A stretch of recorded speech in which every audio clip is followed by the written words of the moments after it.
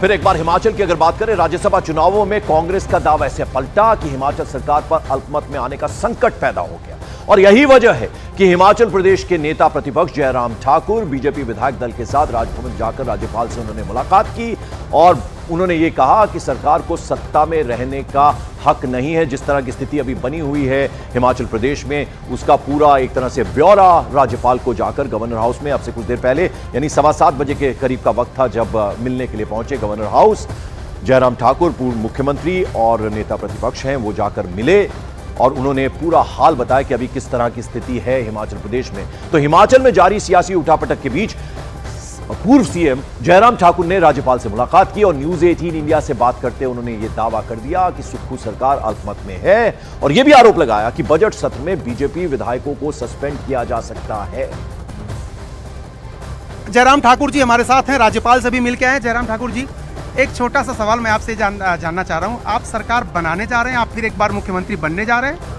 देखिए, बिल्कुल इन सारी चीज़ों को लेकर के आज की आवश्यकता ही नहीं है इस सारे विषय को लेकर के बात करने की। पहली बात तो यह है जो घटनाक्रम घटित हुआ है हिमाचल प्रदेश में, राज्यसभा में कांग्रेस का कैंडिडेट बहुत बड़ा बहुमत होने के बावजूद कांग्रेस के पास उसके बावजूद हार गया। 1 साल के कार्यकाल में ये परिस्थिति आ गई और अब हिमाचल प्रदेश में बजट सत्र चला हुआ है। बजट सत्र के दौरान जो कट मोशन विधानसभा के अंदर चर्चा हो रहे हैं उस पर वोटिंग होती है और वॉइस वोट के अतिरिक्त हम जो है उसमें डिवीजन ऑफ वोट जो है वो मांग रहे हैं, जिसके लिए विधानसभा अध्यक्ष ने अनुमति नहीं दी, सस्पेंड कर दी। हाउस ही सस्पेंड मतलब एकदम जो है वो हाउस जो है एडजॉर्न कर दिया और हाउस एडजॉर्न करने के बाद आज हमको ये आशंका लग रही है कि जिस प्रकार से उनका व्यवहार है, जिस तरह से उनने मार्शल के माध्यम से विधायकों को रोका, मार्शल ने विधायकों के ऊपर जो है जो जिस मिसबिहेव किया,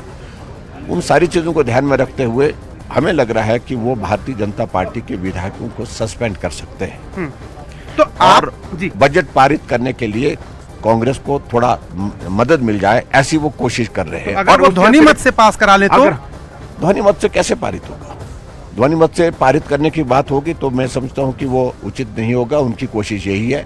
और दूसरी बात हमें ये भी लग रहा है कि वो हाउस को ही एडजर्न कर सकते हैं।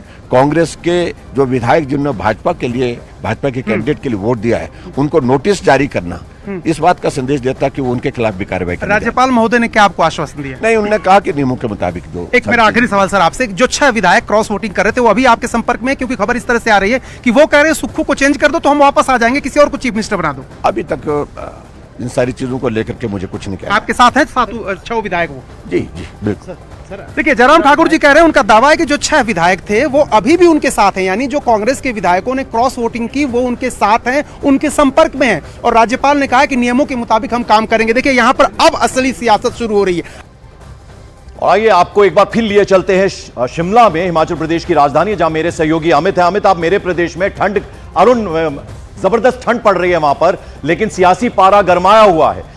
यह बताइए, गवर्नर से मिलकर जो कुछ जयराम ठाकुर ने वहां कही वो बात उन्होंने आपसे भी कही है। एक शंका उन्होंने जताई है कि बजट सत्र का कल आखिरी दिन है और उन्हें ऐसा डर है कि सस्पेंड किया जा सकता है विधायकों को, यह बात कही है उन्होंने।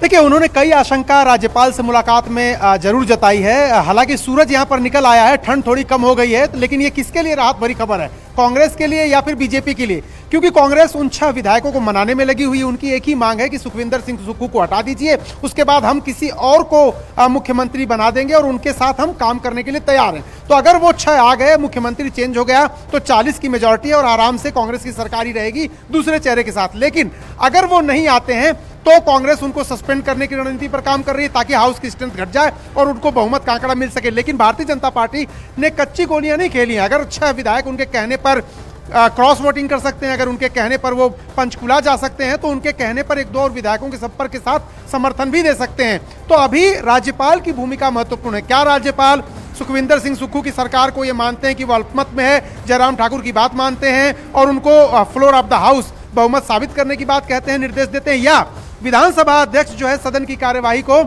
जो वो चाहते हैं, यानी जयराम ठाकुर चाहते हैं, बीजेपी चाहती है कि ध्वनिमत से पास न हो, वोटिंग हो और उसमें साफ हो जाए कि सरकार अल्पमत में है कि नहीं जी। है, उसको अलाउ करते हैं, तो यहाँ पर विधानसभा का अध्यक्ष और राज्यपाल दोनों की भूमिका बहुत महत्वपूर्ण होने वाली है। अरुण, राजनीति जो कराए वो कम है। कल बड़ा इंटरेस्टिंग प्रेस कॉन्फ्रेंस किया अभिषेक मनु सिंघवी ने। उन्होंने कुछ शेरो शायरी भी की और कहा कि डिनर हमारे साथ करते हैं, ब्रेकफास्ट हमारे साथ करते हो, फिर अचानक से पंचकुला भाग जाते हैं। अब इंटरेस्टिंग ये भी होगा कितनी जल्दी आप उन 6 विधायकों को पकड़ते हैं, उनसे बातचीत करते हैं कि भैया ये सब कैसे हुआ, क्यों हुआ, क्या नाराजगी थी।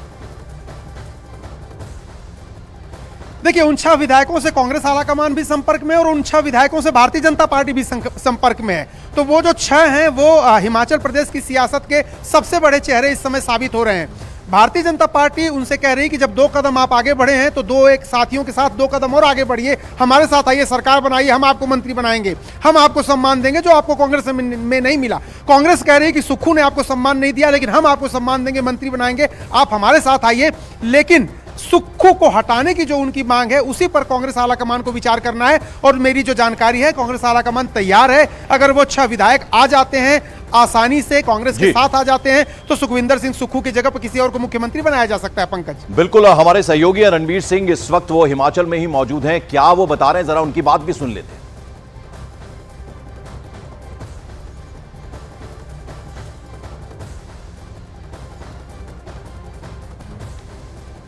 रणबीर से हम बात करने की कोशिश करेंगे, शिमला में वो भी मौजूद हैं, उनसे हम संपर्क करने की कोशिश करेंगे, फिर उनके पास लिए चलेंगे। अरुण हमारे साथ लगातार बने हुए हैं। अरुण, अब इंटरेस्टिंग ये रहेगा कि आज जिस तरह से कहा गया है जयराम ठाकुर की तरफ से कि अल्पमत में सरकार है और फौरन जो है वो गवर्नर को एक्शन लेना चाहिए, ये कही गई उनके बाद, लेकिन इतना आसान नहीं होगा क्योंकि सुक्खू भी काफी कॉन्फिडेंट नजर आ रहे हैं। वो अभी भी कह रहे हैं कि नंबर हमारे पास है, हालांकि 6 विधायक जो है उन्होंने क्रॉस वोटिंग किया है, तो ये आत्मविश्वास उन्हें कहां से आ रहा है?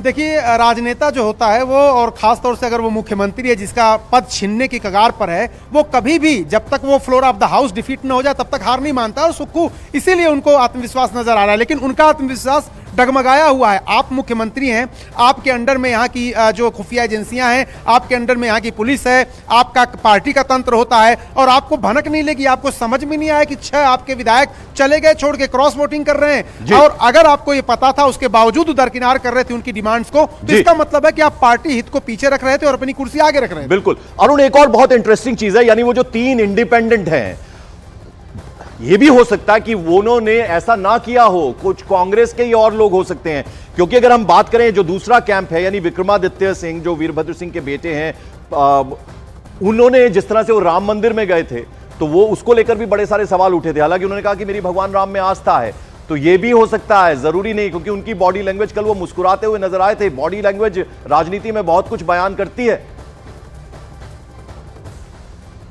देखिए, विक्रमादित्य सिंह प्रेस कॉन्फ्रेंस में भी नहीं आए थे, वो नाराज भी हैं। प्रतिभा सिंह ने कहा भी कि कुछ विधायकों की मांग नहीं मानी, उनका अपमान हो रहा था, जिसकी वजह से ये वाकया हुआ है। लेकिन जो सूत्र हैं वो बता रहे हैं कि 3 इंडिपेंडेंट जो हैं वो सरकार के साथ हैं, उन्होंने वोट दिया है राज्यसभा में। जो भारतीय जनता पार्टी कैंडिडेट थे हर्ष महाजन, उनको, यानी 6 कांग्रेस के और 3 उनके। अभी तक विक्रमादित्य सिंह या उनके खेमे के लोग चुप्पी साधे, क्योंकि उनको इस बात की उम्मीद है कि सुक्खू हटेंगे तो उनका दावा हो सकता है मुख्यमंत्री बन जाए, इसलिए कोई अनुशासनहीनता का काम वो अपनी तरफ से नहीं करना चाहते, अपना खेल नहीं बिगाड़ना चाहते। बिल्कुल, तो हिमाचल में ठंड जरूर है, लेकिन सियासी पारा गरमाया हुआ है और आज भी बहुत कुछ हो सकता है, उस पर लगातार नजर बनी रहेगी। हिमाचल प्रदेश में कांग्रेस के लिए सबसे बड़ी मुश्किल खुद सीएम सुखविंदर सिंह सुक्खू बन गए।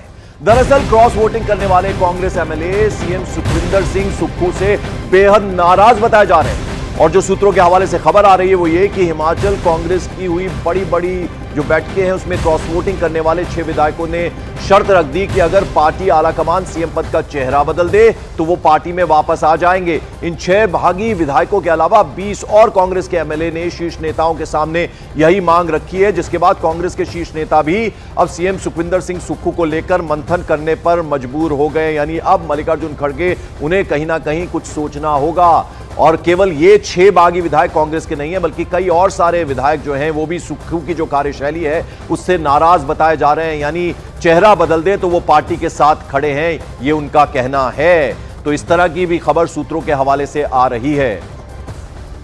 और हिमाचल विधानसभा का गणित देख लीजिए जरा, वो हम आपको बता दें तो कांग्रेस के 20 विधायक नाराज हैं और अगर सुक्खू को सीएम पद से हटाने की उनकी मांगे नहीं मानी गई तो क्या होगा, जरा हम आपको बता दें। तो कांग्रेस के अभी 40 विधायक हैं, सुक्खू से नाराज एमएलए की संख्या 20 हैं और बाकी जो बचे हैं वो 20 हैं। यानी अगर सुक्खू हटे नहीं तो कांग्रेस की सरकार जा सकती है, क्योंकि जो नाराज एमएलएज हैं उनकी संख्या 20 है, आधे का फासला है। तो आप समझ लीजिए कि आधे विधायक नाराज बताए जा रहे हैं। कुल सीटों की संख्या 68 है, 25 बीजेपी के पास हैं, 40 कांग्रेस के पास हैं और उनमें से जो सुक्खू से नाराज हैं वो 20 एमएलएज हैं।